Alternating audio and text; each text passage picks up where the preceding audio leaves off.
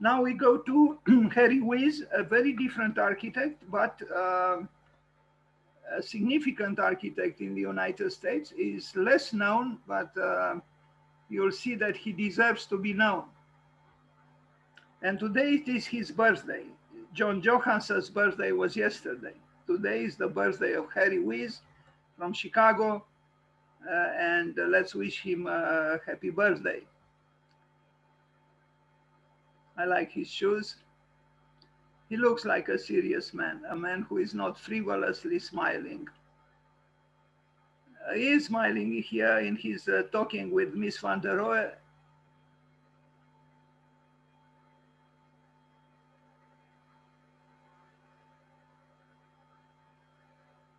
Miss van der Rohe, who was a totalitarian figure in the Chicagoan architecture. He wanted the whole Chicago to build like he built, which I don't think it was a good idea, but what can you do?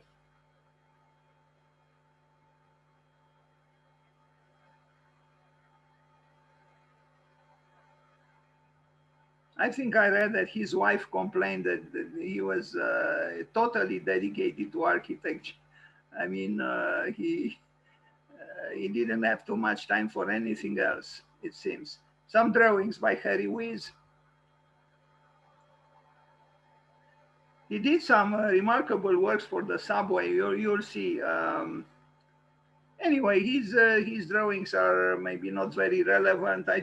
This is my habit after a short portrait of him to show some drawings and then the built works.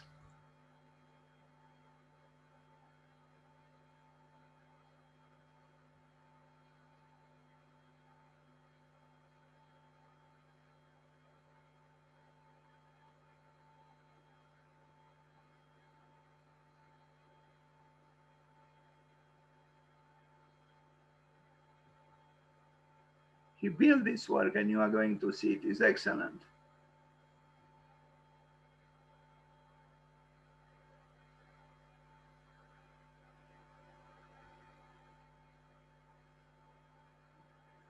Look at this house, cantilevered, above the abyss.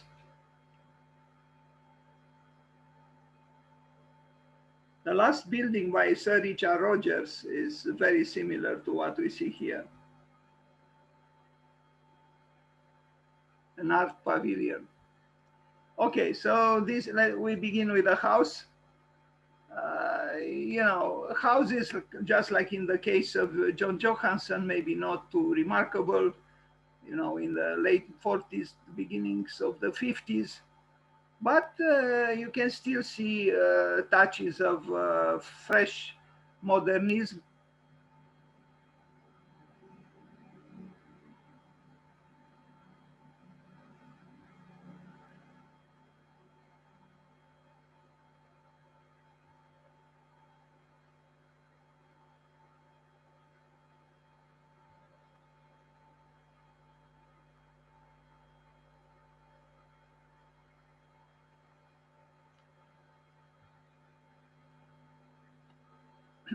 Ghana, the United States Embassy, I think it is better than the embassy built by Gropius in Athens.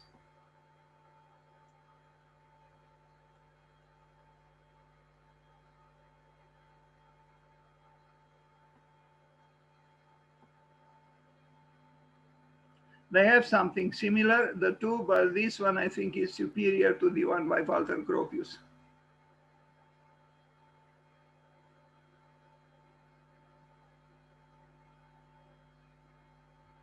And it's also superior to the embassy built by John Johansson in Ireland, in Dublin.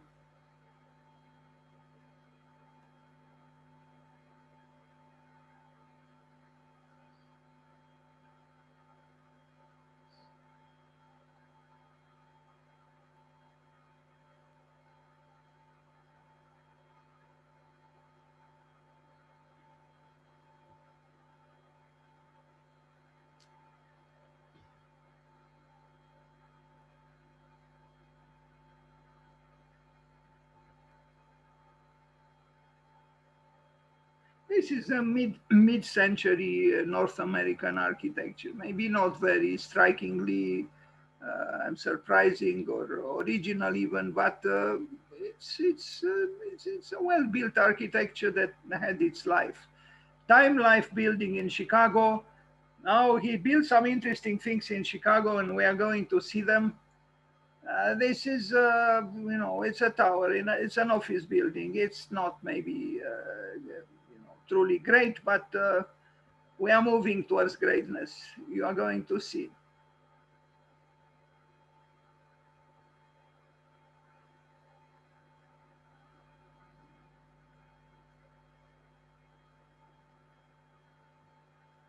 First Baptist Church in Columbus, Indiana. This is interesting, I think. I particularly like this picture in black and white. It's very abstract, and it's almost surreal somehow. You wonder, was it built? It was built.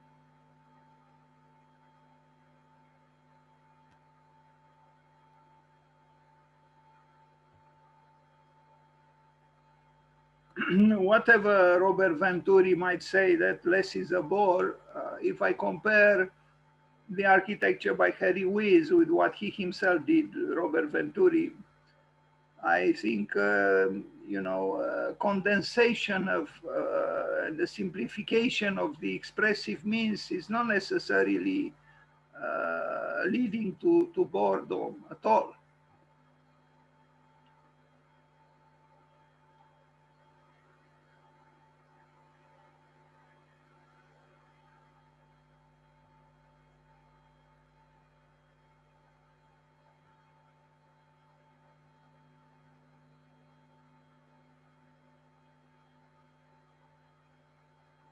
I mean, the architecture seems to be simple, but there are articulations of various volumes which show a certain complexity and study. And, like, I think it's interesting what is happening here.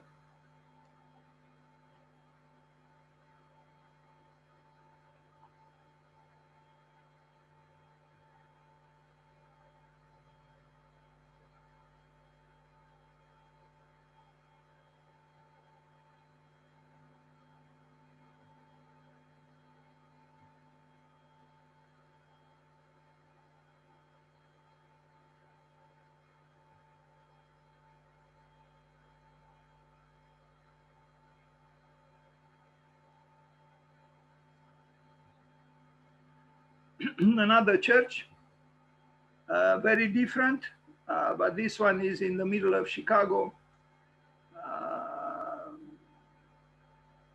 Some might say that it doesn't look like a church. I don't know. In my opinion, it is better than the church. It's true, built for a difficult client, for the Orthodox Church, built by Calatrava in Manhattan.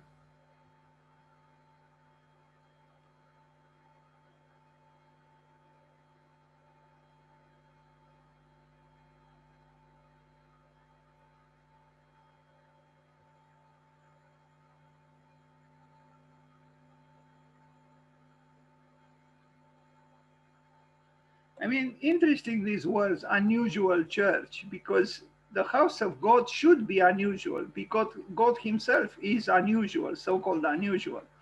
So it's the perfect place for exceptionalism, if I am to use this word. If the house of God is not exceptional or so-called unusual, then what? Now, if this is indeed exceptional in that almost sublime sense, I don't know. But the idea to make a so-called unusual house for a church is, I think, is very appropriate. Because the unusualness of God, so to speak, is cannot be contested.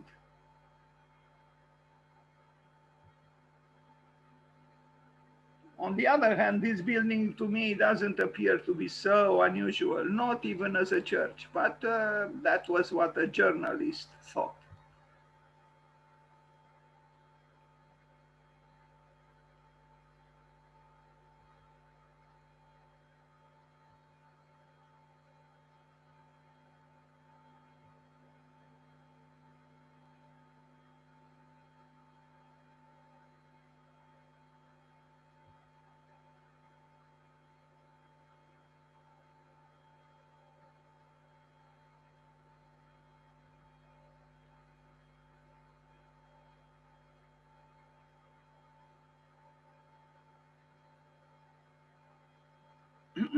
I think 2 days ago on Arch Daily, there was an article about 20 sacred places that were transformed into something else, 20 churches that became secular. And I wonder if we cannot do something the opposite way, to take 20 secular structures or buildings and infuse in them something that might relate with what the so-called word, I mean, the word sacred might mean. Uh, Anyway, it's a complex subject. I will not get into it now, but I'm tempted to address it. Can we re-sacralize life? I don't know if it's possible, but this process of gradual desacralization takes place everywhere, except in the Orthodox world, but they're in a very dogmatic and static way, and I would say deplorable way. I mean, even Dan Hanganu, which was mentioned here as being the best Romanian architect, he, in Canada, he transformed a church into a library and another one into a theater.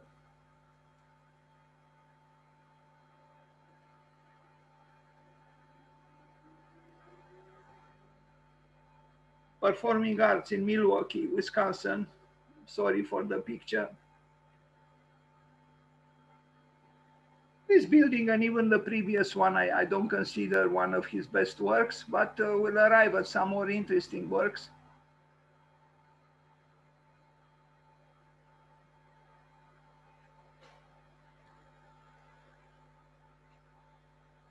Harry Weese.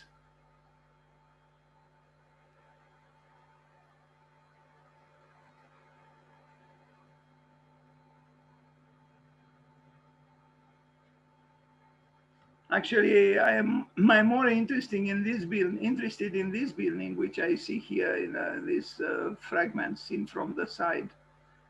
Obviously, an old building. Anyway,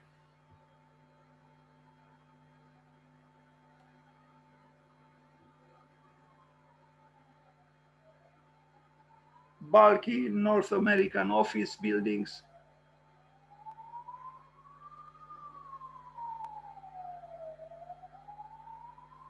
Now, if you can make abstraction of this, which belongs to the photograph, not to the building, maybe the building is not so bad.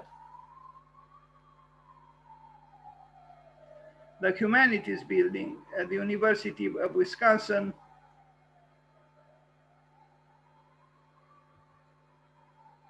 a large building. All of this was built by Harry Weese.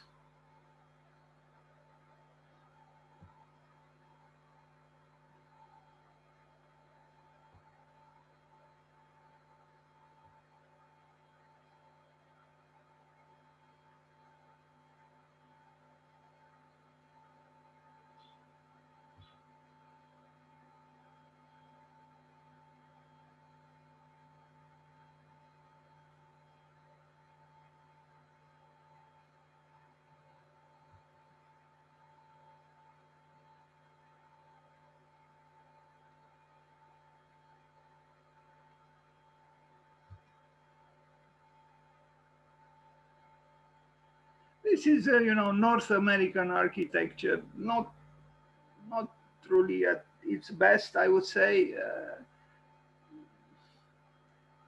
Big buildings, well executed, well built, but I don't know if they have a lot of grace, actually.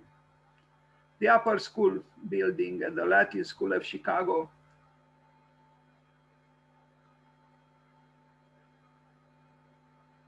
We didn't yet arrive at his best buildings, as I consider them, but we will.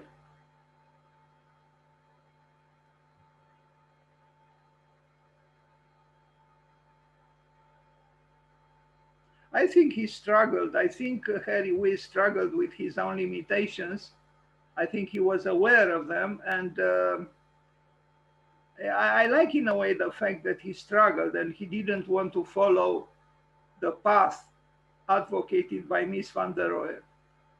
Mercantile Bank, Kansas City, dramatic at the ground floor.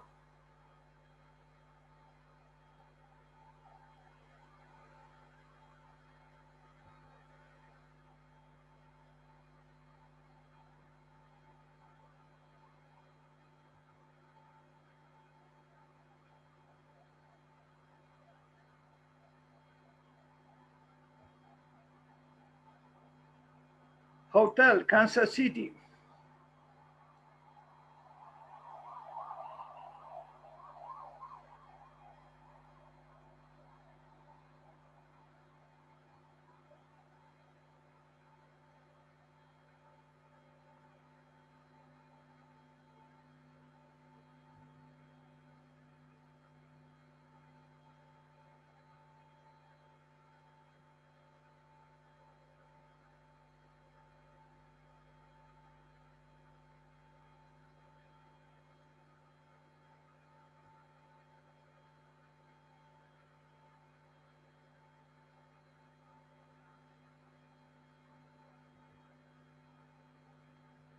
Well, this was just a conversion, but anyway.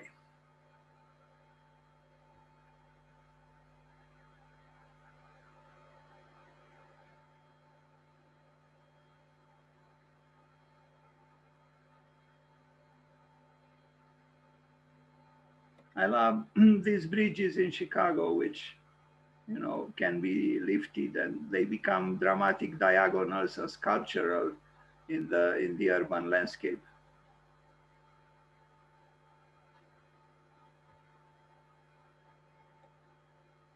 He also built this building here, and you are going to see it.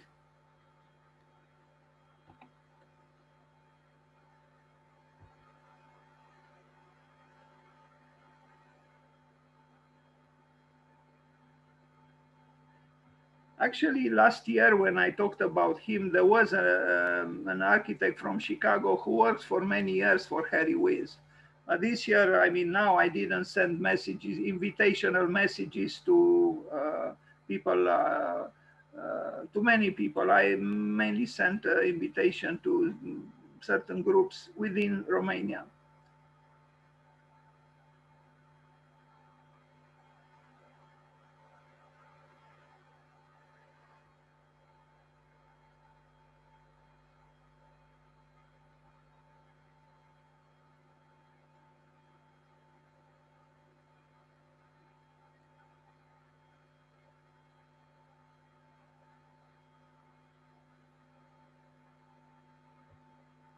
Yes, I think these are excellent, and they are not heavy. They are rather lightweight, and they have expressiveness,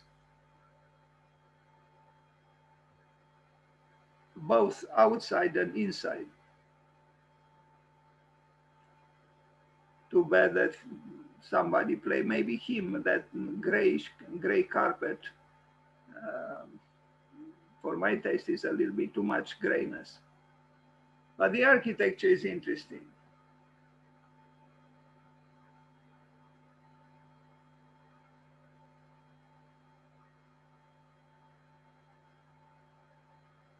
It has it has something of that happy insecurity that Frank Gehry talked about.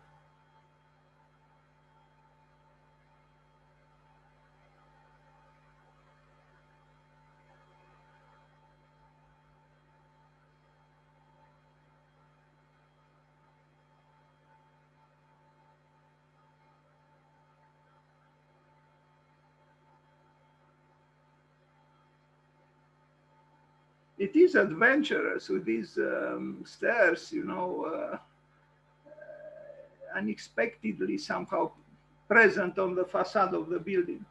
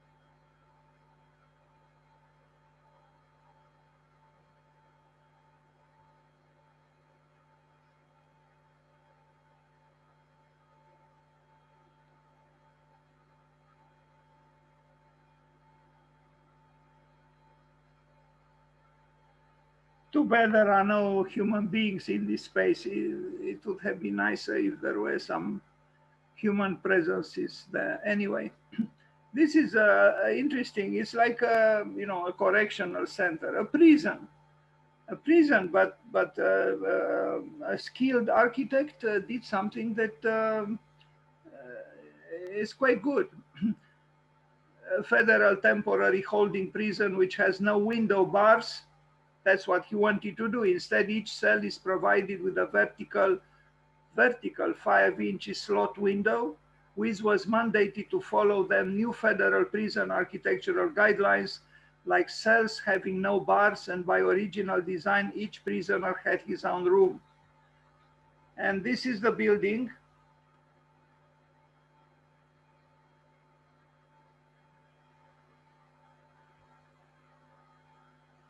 It looks more interesting than most office towers, actually.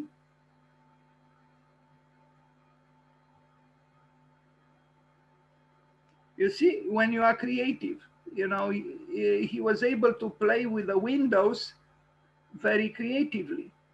Who would have thought that this is a prison?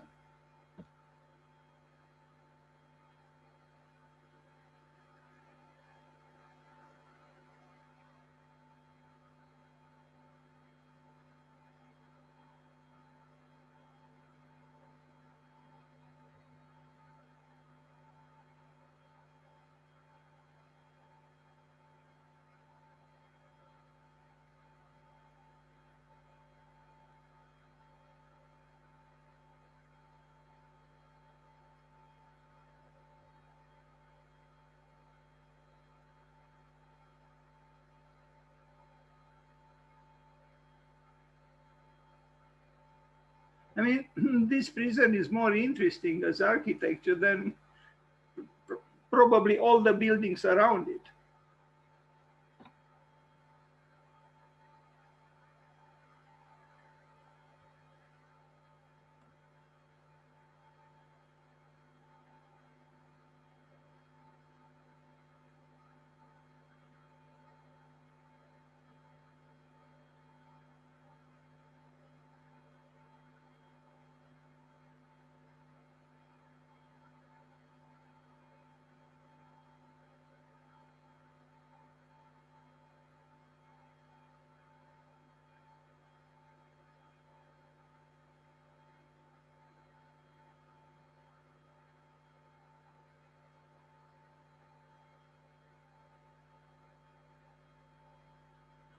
Now I see the elevators, they probably open only at certain floors or anyway.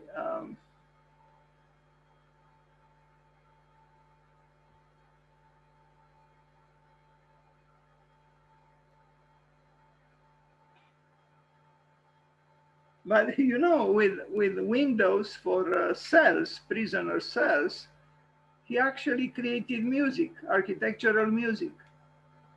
It's almost like you know, yes, there's musical notations for some music. And I like it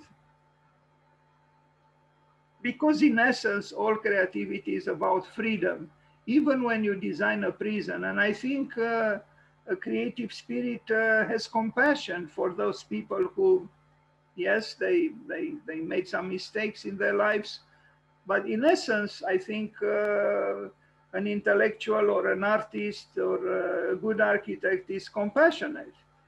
And, you know, here the creativity of Harry Weese was used in order to give at least the illusion of some freedom and some musicality to the people who were deprived of it or of them. Ohio. I don't know what, it's a Middletown city building, some kind of a governmental building.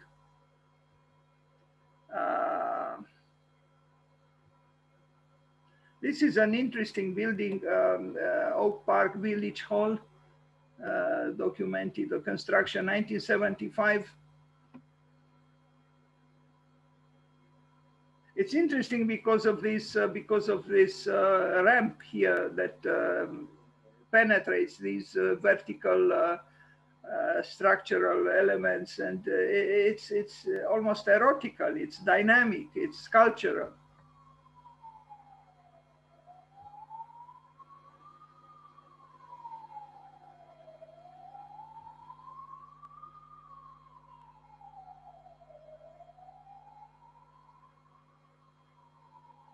Interesting combination, no? Humanism and tradition.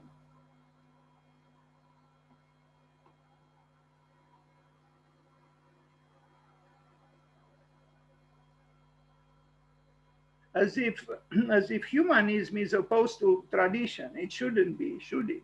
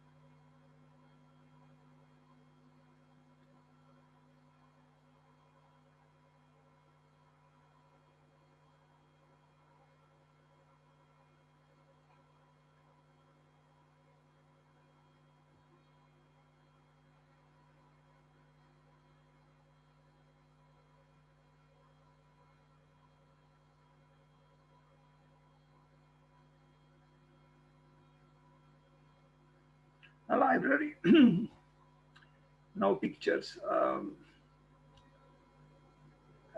You know, some of these North American architecture turns me off. It's so, you know, predictably big, and I don't know. This building, in my opinion, is not truly great, but I like more his prison than this one, which is, you know, educational building. It's of a college.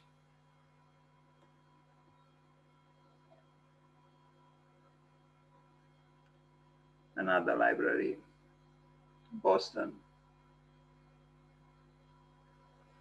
The Gibbon Institute, Aspen, Colorado.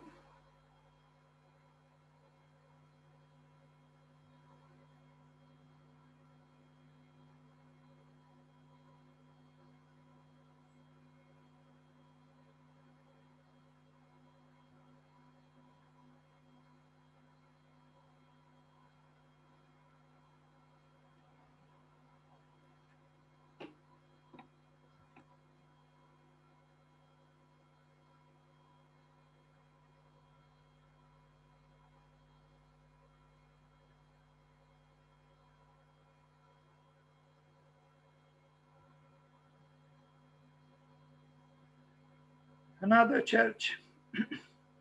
This one I think is interesting as well.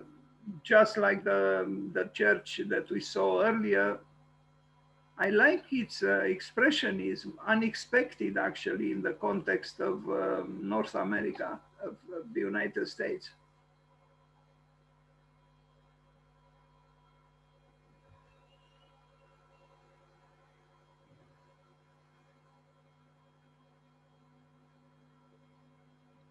I mean, if this building was built in Germany, I would not have been surprised. But in the United States,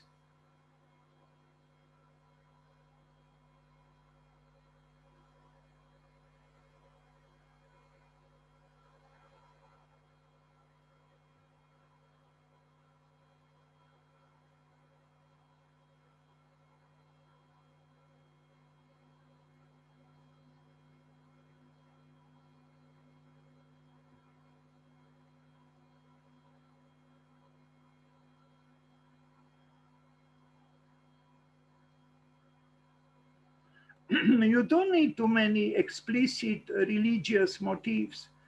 Just through the power of the spire and its dimensions, and you evoke already the function of the building.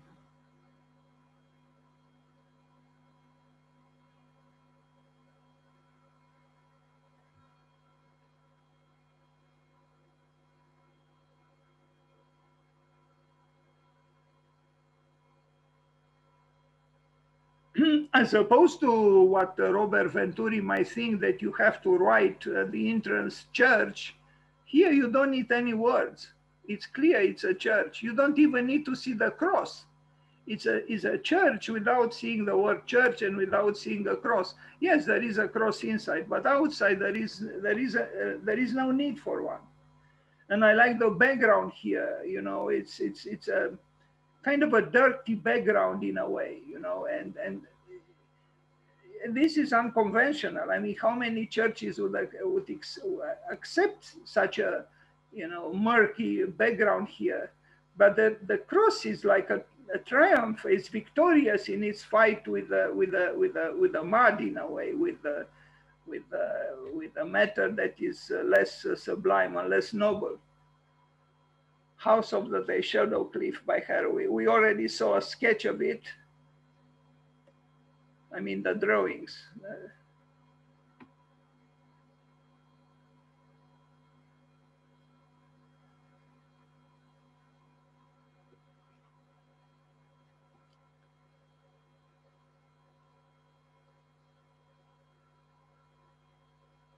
I wonder what a human being sitting in this armchair feels and think. Would he or she feel free? Probably yes, but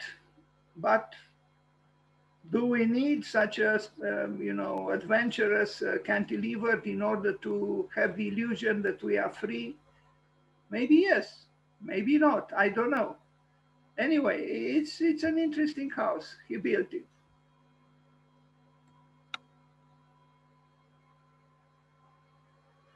As I said, the last work by Sir Richard Rogers before he died was, you can search for it on Google, a pavilion, an art pavilion that is similar to what we see here.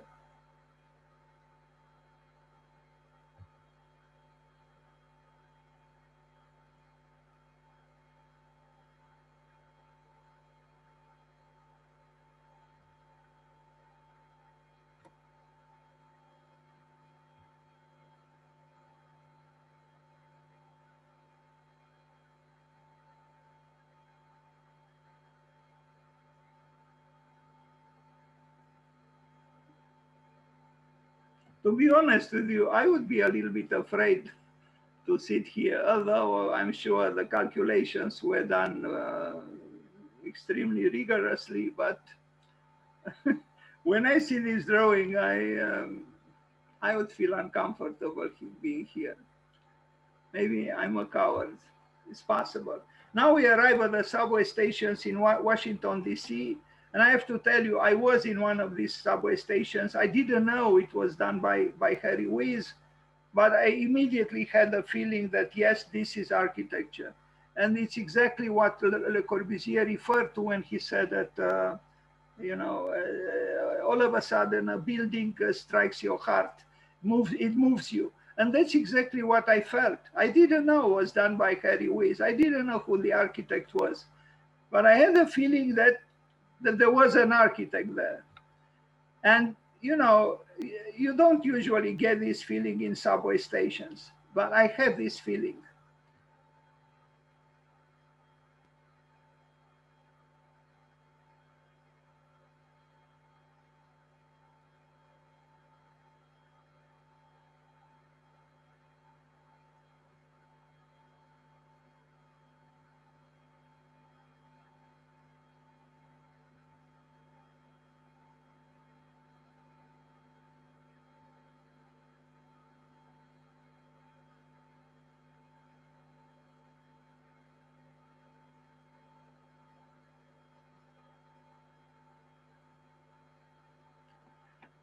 Harry Weese in Washington, D.C.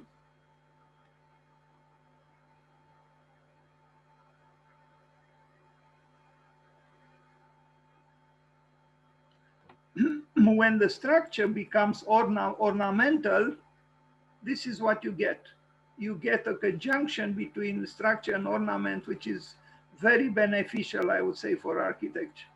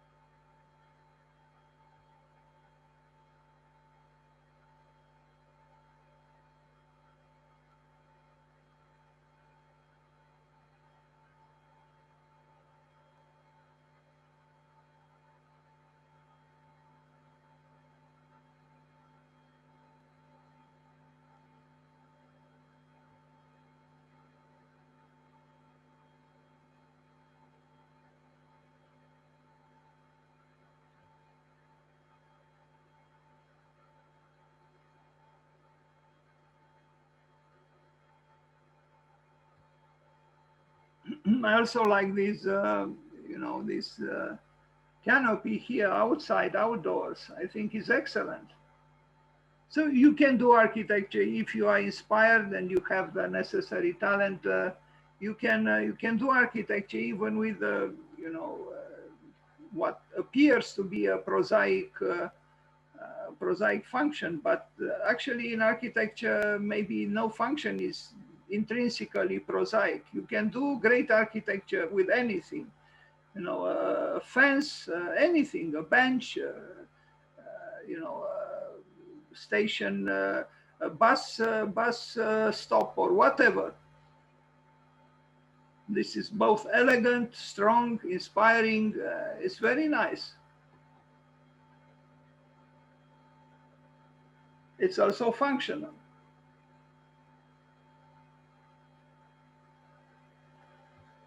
Thank you, and happy birthday, Harry Weese.